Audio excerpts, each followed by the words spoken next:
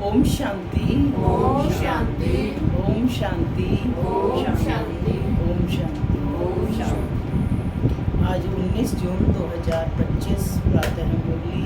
ओम शांति। बाबा दादा मधुबन। आज मीठी मधुर मुरली में बाबा ने बताया कि हमें अपनी कर्मेंद्रियों को नियंत्रण में करना है, कर्मेंद्रिय जीत बनना है, और वह होगा केवल याद के बल से।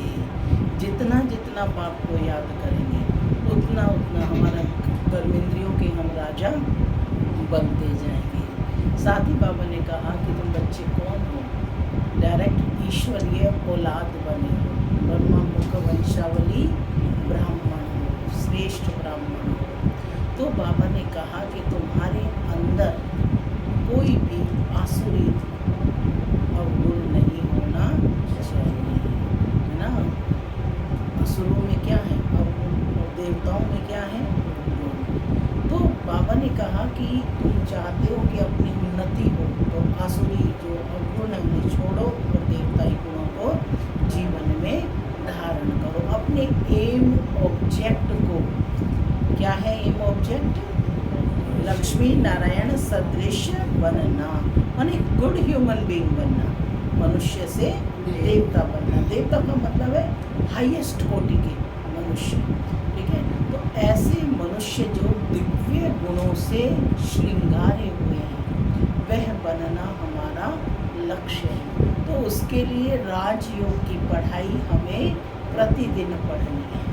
पढ़ाई से ही वैज्ञानिक बनते हैं, टीचर बनते हैं, डॉक्टर बनते हैं, और राजयोग की पढ़ाई से क्या बनेंगे हम? मनुष्य से देवता, दैवी गुणों वाले, दैवी गुणों से युक्त पुरुष बनना है। तो बाबा ने कहा समय की भी पहचान दी कि यह समय कौन सा चल रहा है? पुरुषोत्तम संगम युग। तो ये ट्रांसफर होने का युग है। इस एक जन्म में यदि हम ईश्वरीय औलाद बनते हैं तो 21 जन्मों के लिए हम स्वर्गवासी बन जाते। एक जन्म, एक में भी कितना रहा है, और कमाई कितने जन्मों की? 21 जन्मों की। तो बाबा ने कहा इससे बड़ी और कोई चीज नहीं है दुनिया में। तो प्रतिदिन मुरली अवश्य सुननी है। सुनते हैं आज के डायरेक्ट ईश्वरीय महावाक्य। ओम शांति। बाबा कहते, मीठे बच्चे, अभी तुम ईश्वरीय औलाद बने हो। तुम्हारे में कोई आसुरी गुण नहीं होने चाहिए। अपनी उन्नति करनी है, गफलत नहीं करनी है। गफलत से मतलब अलबेलापन नहीं लाना है। मीठे बच्चे, अभी तुम ईश्वरीय औलाद बने हो, तुम्हारे में कोई आसुरी गुण नहीं होने चाहिए। अपनी उन्नति करनी है, गफलत नहीं करनी है। आज की मुरली से प्रश्न है, आप संगम युगी ब्राह्मण बच्चों को कौन सा निश्चय और नशा है?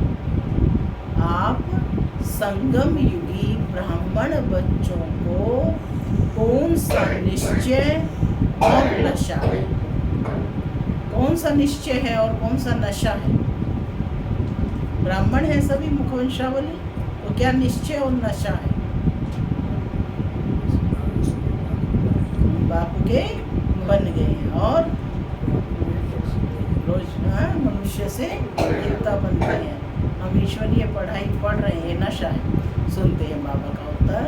बाबा कहते कि हम बच्चों को निश्चय और नशा है कि अभी हम ईश्वरीय संप्रदाय के हैं, हम स्वर्गवासी विश्व के मालिक बन रहे हैं। संगम पर हम ट्रांसफर हो रहे हैं, आसुरी औलाद से ईश्वरीय औलाद बन 21 जन्म के लिए स्वर्गवासी बनते हैं।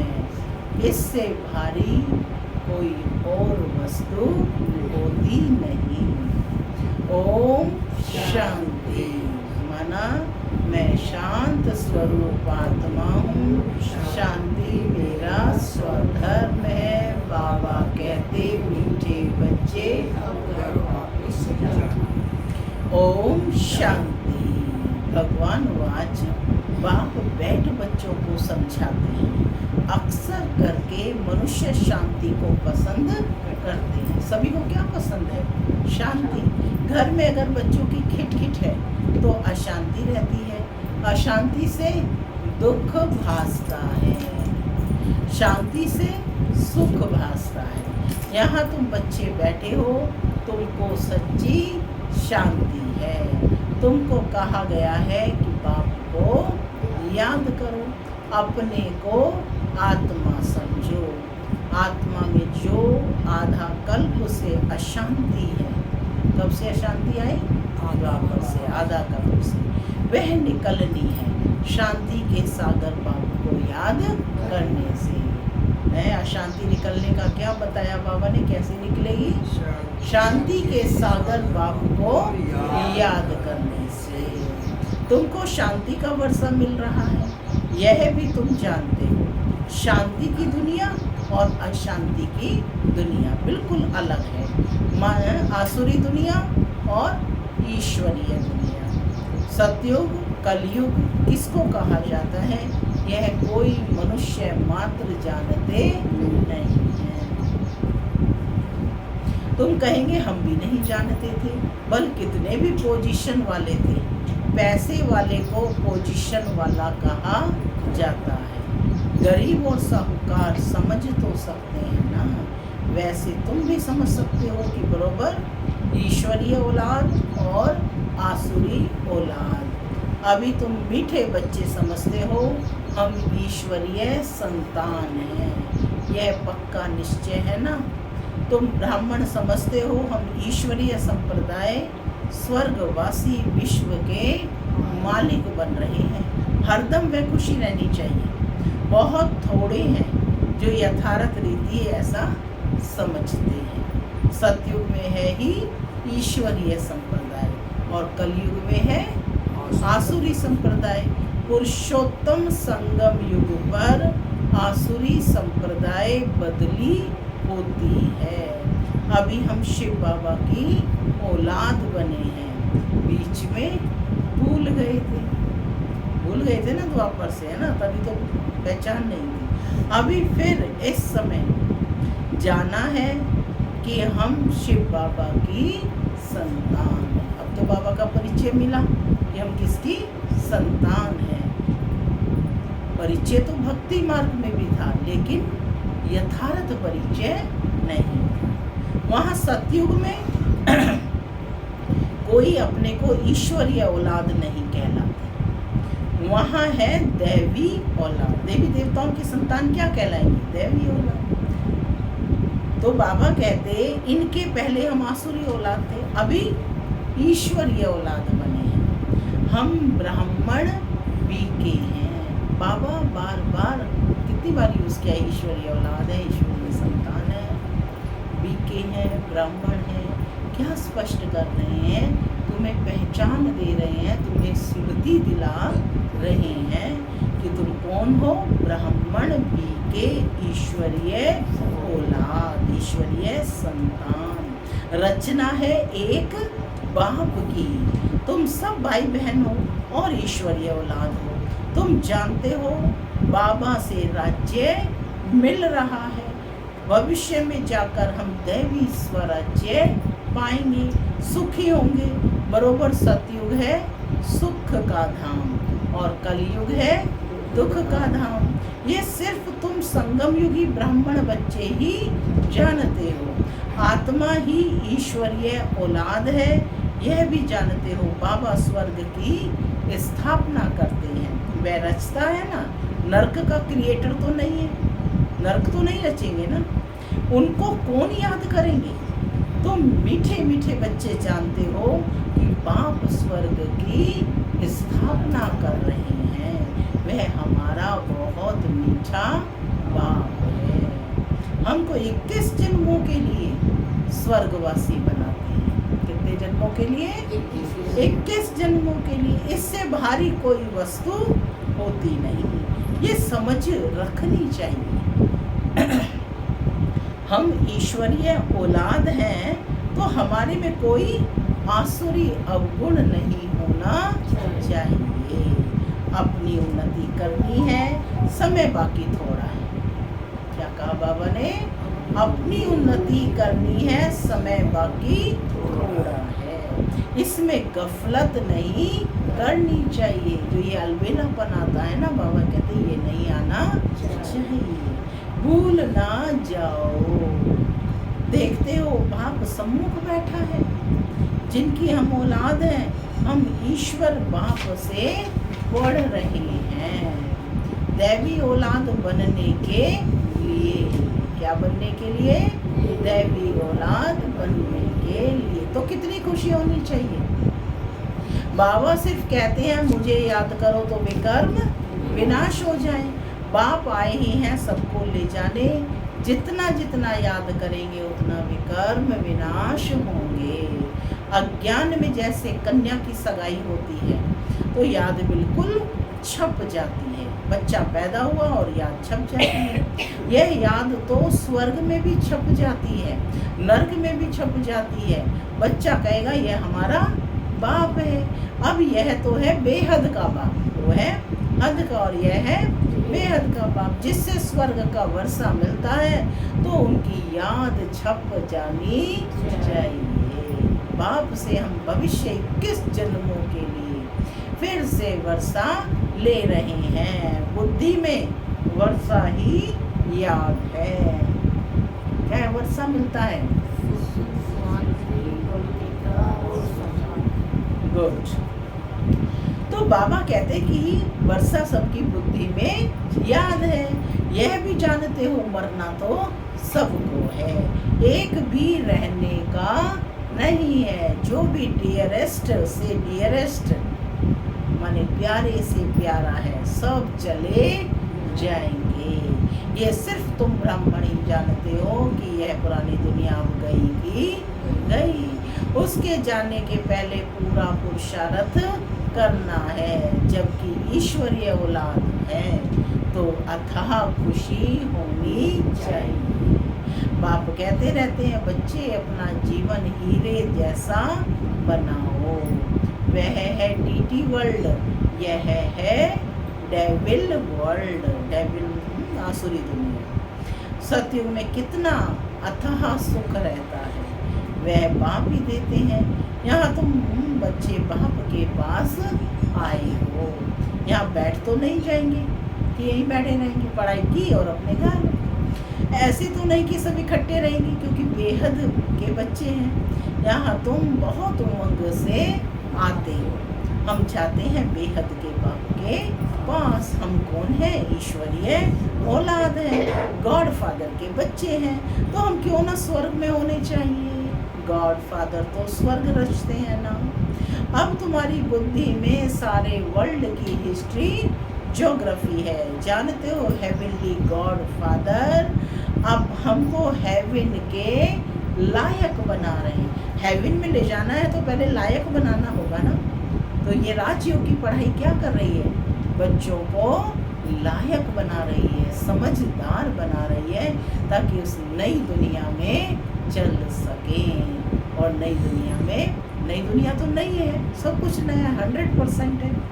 तो वहाँ जाने वाले भी तो क्या चाहिएंगे? कैसा फर्नीचर रखते हैं, नया महल बनाते हैं तो A1 एकदम फर्स्ट क्लास। तो बाप जो स्वर्ग रच रहा है तो उसमें जो मनुष्य होंगे वो कैसे होंगे?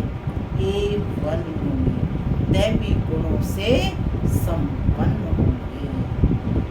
तो बाबा कहते कि गॉड फादर तो स्वर्ग रचते हैं ना। अब तुम्हारी बुद्धि में सारे वर्ल्ड की हिस्ट्री ज्योग्राफी है। जानते हो हेवनली गॉड फादर हमको हेवन के लायक बना रहे हैं। कल्प कल्प बाद बनाते हैं। एक भी मनुष्य नहीं जिसको पता हो कि हम एक्टर हैं, गॉड फादर के बच्चे। फिर हम क्यों दुखी हैं, आपस में लड़ते क्यों हैं? हम आत्माएं सब ब्रदर्स हैं ना। ब्रदर्स कभी आपस में कैसे लड़ते हैं क्या? लड़ते हैं ब्रदर्स? ब्रदर्स आपस में कैसे लड़ते रहते हैं? लड़कर खत्म हो जाएंगे। बाबा कहते हैं कलयुगी दुनिया में ब्रदर्स आपस में लड़कर खत्म हो जाएंगे। यहाँ हम बाप से वर्षा ले रहे हैं। ब्रदर्स को आपस में कभी लोन पानी नहीं होना चाहिए। यहाँ तो बाप से भी लोन पानी होते हैं, भाई भाई को तो छोड़ो, बाप से भी लोन पानी होते हैं। अच्छे अच्छे बच्चे लोन पानी हो जाते हैं। माया कितनी जबरदस्त है। जो अच्छे अच्छे बच्चे हैं वह बाप को याद तो करते हैं। बाप का कितना लव है बच्चों पर। बाप को तो सिवाय बच्चों के और कोई है नहीं। जिसको याद करें तुम्हारे लिए तो बहुत है। तुम्हारी बुद्धि इधर उधर जाती है, धंधे आदि में भी बुद्धि जाती है। हमारे लिए तो कोई धंधा आदि भी नहीं है। तुम अनेक बच्चों के अनेक धंधे हैं, हमारा तो एक ही धंधा है। शिव बाबा का तो एक ही धंधा है। हम आए ही हैं बच्चों को स्वर्ग का वारिस बनाने। बाबा तो यही कार्य करने आए हैं। बेहद के बाप की प्रॉपर्टी तुम बच्चों में को मिलती है। बेहद के बाप की प्रॉपर्टी सिर्फ तुम बच्चे हो। गॉड फादर है ना, सभी आत्माएं उनकी प्रॉपर्टी है। सभी बच्चे बाप की प्रॉपर्टी हैं, सभी आत्माएं बाप की प्रॉपर्टी हैं। माया ने छीछी बना दिया है, अब गुलगुल बनाते हैं बाप। बाप कहते हैं मेरे तो तुम ही हो। क्या कहा बाबा ने? जैसे हो, टेढ़े हो, मेढ़े हो, कहना कैसे भी हो, भिखारी हो, लेकिन सब तुम मेरे हो, तो तुम्हें ही मैं बनाऊंगा। बाबा और बच्चे कहाँ से लाएगा? कहीं और से लाएगा क्या? यही आत्माएं बाबा की प्रॉपर्टी है, बाबा के बच्चे हैं। तो बाबा इन्हीं बच्चों को, इन्हीं छीछी बच्चों को गुलगुल बनाते हैं। तो कहते मेरे तो तुम ही हो, तुम्हारे ऊपर हमारा मोह भी है। देखो बाबा का को भी बच्चों पर मोह है, लेकिन वो कैसा मोह है? शुद्ध मोह है। चिट्ठी नहीं लिखते हैं तो ओना हो जाता है, बताते ही नहीं है, बच्चे गायब हो जाते हैं। तो बाबा की देखो मुरली में आया है, चिट्ठी नहीं लिखते हैं तो ओना हो जाता है। बाप को भी फिक्र हो जाता है कहीं माया के उसमें चला गया है ना। बच्चा ने कोई खैर खुशखबरी नहीं दी अपना कि मैं जा रहा हूँ, मैं नहीं आ सकता, है ना। तो बाबा कहते चिट्ठी नहीं लिखते तो ओना हो जाता है। अच्छे अच्छे बच्चे की चिट्ठी नहीं आती है। अच्छे अच्छे बच्चों को एकदम माया खत्म कर देती है। जरूर दे अभिमान है, क्या है? दे अभिमान है। वो सोचते हैं ना हम किसी मनुष्य को बता रहे, किसी मनुष्य को नहीं, हम तो बाबा को बता रहे हैं। बाप कहते रहते हैं अपनी खुश खैराफात लिखो। बाबा बच्चों से पूछते हैं कि बच्चे तुमको माया हैरान तो नहीं करती है? माया हैरान तो नहीं, बहादुर बन, माया पर जीत पहन रहे हो ना। तुम युद्ध के मैदान में हो ना। कर्मेंद्रियां ऐसी वश करनी चाहिए जो कुछ भी चंचलता ना रहे। सतयुग में सब कर्मेंद्रियां वश में रहती हैं। कर्मेंद्रियों में कोई चंचलता नहीं होती है, ना मुख की, ना हाथ की, ना कान की। कोई भी चंचलता की बात होती नहीं है, क्योंकि यहीं पर कंट्रोलिंग पावर आ जाती है ना, कंट्रोलिंग और रूलिंग पावर। वहाँ कोई भी गंद की चीज होती नहीं। सतयुग में कोई भी गंद की चीज होती नहीं। यहाँ योग बल से कर्मेंद्रियों पर जीत पाते हो। बाप कहते हैं कोई भी गंदी बात नहीं, कर्मेंद्रियों को वश करना है, अच्छी रीति पुरुषार्थ करना है। टाइम बहुत थोड़ा है। क्या कहा बाबा ने? तो क्या करना है? अच्छी तरह पढ़ना है, तीव्र पुरुषार्थी बनना है ना, क्योंकि समय बहुत थोड़ा है और मंजिल ऊंची है। तो कैसे चलना होगा? तेज कदमों से हमें चलना है। तो बाबा कहते गायन भी है, बहुत गई थोड़ी रही, अभी थोड़ी रहती जाती है, नया मकान बनता रहता है तो बुद्धि में रहता है ना, बाकी थोड़ा समय है, अभी ये तैयार हो जाएगा, बाकी यह थोड़ा काम है। वह है हद की बात और यह है बेहद की बात। यह भी बच्चों को समझाया गया है। उन्हों का है साइंस बल और तुम्हारा है साइलेंस बल। उनका भी बुद्धि बल और तुम्हारा भी बुद्धि बल। साइंस की कितनी इन्वेंशन निकालते रहते हैं, अभी तो ऐसे बॉम्ब्स बनाते रहते हैं जो कहते हैं वहाँ बैठे बैठे छोड़ेंगे तो सारा शहर खत्म हो जाएगा। फिर यह सेनाएं एरोप्लेन आदि भी काम में नहीं आएंगे। तो वह है साइंस बुद्धि और तुम्हारी है साइलेंस बुद्धि। वह विनाश के लिए निमित्त बने हुए हैं, तुम अविनाशी पद पाने के लिए निमित्त बने हो। ये भी समझने की बुद्धि चाहिए ना। तुम बच्चे समझ सकते हो कि बाप कितना सहज रास्ता बताते हैं। रास्ता सहज है, बल कितनी भी अहिल्याएं कुब्जाएं भी हों, सिर्फ 2 अक्षर याद करने हैं, बाप और वर्षा। क्या याद करना है? बाप और वर्षा। फिर जितना जो याद करें, और संग तोड़ एक बाप को याद करना है। बाप कहते हैं मैं जब अपने घर परम धाम में था तो भक्ति मार्ग में तुम पुकारते थे, बाबा आप आएंगे तो हम सब कुछ कुर्बान करेंगे। यह हुए जैसे करनी घोर। करनी घोर को पुराना सामान दिया जाता है, तुम बाप को क्या देंगे? करनी घोर को पुराना सामान दिया जाता है, तुम बाप को क्या देंगे? इनको यानी ब्रह्मा को तो नहीं देते हो ना, इसने भी सब कुछ दे दिया। यह थोड़ी यहाँ बैठे महल बनाएंगे, यह सब कुछ शिव बाबा के लिए है, उनके डायरेक्शन से कर रहे हैं। सब कुछ किसको दिया? तन मन धन मन वचन कर्म से शिव बाबा को अर्पण कर दिया और निमित्त बना संभाल रहे हैं। तो बाबा कहते हैं उनके डायरेक्शन से कर रहे हैं, वह करण करावन हार है, डायरेक्शन देते रहते हैं। बच्चे कहते हैं बाबा आप हमारे लिए एक ही हो। आपके लिए तो बहुत बच्चे हैं, हमारे लिए तो एक ही शिव बाबा है ना, और बाप के तो बहुत बच्चे हैं, ये नहीं दूसरा। बाबा फिर कहते हैं हमारे लिए सिर्फ तुम बच्चे हो। बाबा भी स्पष्ट कर रहे हैं कि मेरे लिए भी सिर्फ तुम बच्चे हो, तुम्हारे लिए तो बहुत है। कितने देह के संबंधियों की याद रहती है। मीठे मीठे बच्चों को बाप कहते हैं जितना हो सके बाप को याद करो और सबको बुलाते जाओ। स्वर्ग की राजाई का मक्खन तुमको मिलता है। क्या मिल रहा है? स्वर्ग की राजाई का मक्खन दिखाते ना श्री कृष्ण के मुख में। जरा ख्याल तो करो कि कैसे ये खेल की रचना है। तुम सिर्फ बाप को याद करते हो, स्वरदर्शन चक्रधारी बनने से चक्रवर्ती राजा बनते हो। अभी तुम बच्चे प्रैक्टिकल में अनुभवी हो।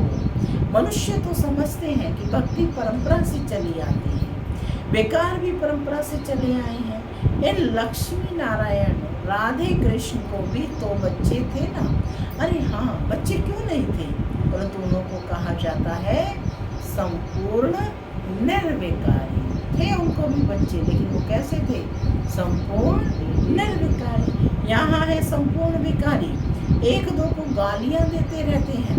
अब तुम बच्चों को बाप श्री श्री की श्रीमत मिलती है, तुमको श्रेष्ठ बनाते हैं। अगर बाप का कहना नहीं मानेंगे, अगर बाप का कहना नहीं मानेंगे तो फिर थोड़े ही बनेंगे। अब मानो ना मानो, ये तुम्हारे हाथ में। बाबा ने तो बता दिया। अगर बाप का कहना नहीं मानेंगे तो फिर थोड़े ही श्री श्री बनेंगे, है ना, श्रेष्ठ बनाएगा बाप ऐसे बच्चों को। अब मानो ना मानो, सपूत बच्चे तो फौरन मानेंगे। तो कौन बैठे हो? बाबा के सपूत बच्चे। आज अभ्यास करना, मैं बाप का सपूत बच्चा। दुनिया में भी गायन है ना, सपूत तो कहाँ ही धन सच्ची, है ना। तो सपूत बच्चे हैं तो वो तो क्या बनाएंगे? कंचन दुनिया ही बना देंगे। पूरी मदद नहीं देते हैं तो अपने को घाटा डालते हैं। बाप कहते हैं मैं कल्प कल्प आता हूँ। डायरेक्ट स्पीच है, ईश्वरीय महावाक्य है। क्या कहते हैं बाप? क्या कहते हैं? मैं कल्प कल्प आता हूँ। कितना पुरुषार्थ कराता हूँ, कितना खुशी में ले आते हैं। बाप से पूरा वर्षा लेने में ही माया गफलत करती है। माया क्या कराती है? गफलत। बच्चे का दिमाग ही दूसरी तरफ लगा देती है। तो माया बड़ी चतुर चालाक है, उससे बड़ा सावधान रहना है। कहते बाप से पूरा वर्षा लेने में ही माया गफलत कराती है, परंतु तुम्हें उस फंदे में नहीं फंसना है। बाबा कहते उसके पास तो फंदा है, अपने फंदे में फंस लेती है। माया से ही लड़ाई होती है। बहुत बड़े बड़े तूफान आएंगे, उसमें भी बारिशों पर जास्ती माया वार करेगी। रुस्तम से रुस्तम हो लड़ेगी। जैसे वैद्य दवाई देते हैं तो बीमारी सारी बाहर निकल आती है। यहाँ भी मेरे बनेंगे तो फिर सबकी याद आने लग पड़ेगी, है ना। तूफान आएंगे, इसमें लाइन क्लियर चाहिए। कैसी लाइन होनी चाहिए? क्लियर हो, बुद्धि बिल्कुल क्लियर हो। सबको आत्मा की दृष्टि से देखेंगे तो बुद्धि क्लियर, और देह की दृष्टि से देखेंगे तो याद जाएगी ही जाएगी, है ना। फिर याद छोड़ना बड़ा मुश्किल है। तो बाबा कहते हैं कि तूफान आएंगे, इसमें लाइन क्लियर चाहिए। हम पहले पवित्र थे, फिर आधा कल्प अपवित्र बने, अब फिर वापस जाना है। बाप कहते हैं कि मुझे याद करो तो इस योग अग्नि से तुम्हारे वे कर्म विनाश होंगे। जितना याद करेंगे उतना पद पाएंगे। क्या कहा लोकेशवन?